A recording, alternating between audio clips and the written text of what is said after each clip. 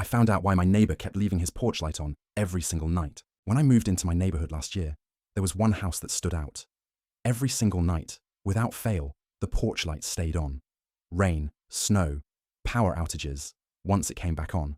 Holidays, it didn't matter. The guy who lived there was probably in his late 60s. Quiet, kept to himself.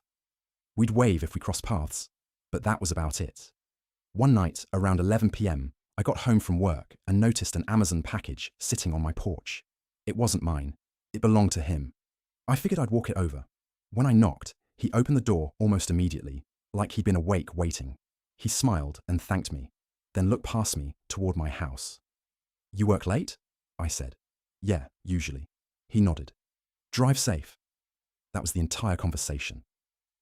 A few weeks later, it happened again. Wrong package. Then, another time. Eventually, we'd chat for a minute or two whenever I dropped something off. He never invited me inside, but he always seemed genuinely happy to have someone knock. One evening, I finally asked him why he never turned off his porch light. He got quiet. Then he said, "My wife used to leave it on whenever I worked nights." I figured he was about to tell me it became a habit after she passed away. Instead, he said something I wasn't expecting. "She has Alzheimer's." I looked confused because I'd never seen anyone else at the house. He explained that she'd been living in a memory care facility for almost 3 years. Before the disease got really bad, she made him promise one thing.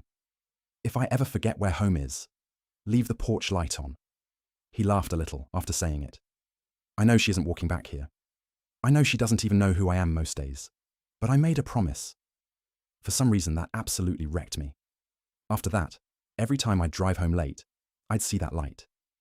It stopped looking lonely. It looked like hope. A couple months ago, I noticed it was off, for the first time since I'd moved in. I honestly panicked and walked over after work the next day. His daughter answered.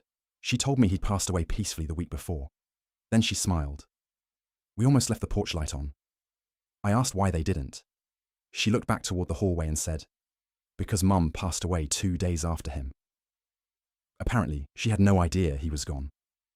The staff at her care home said she spent most of that morning asking when she could go home.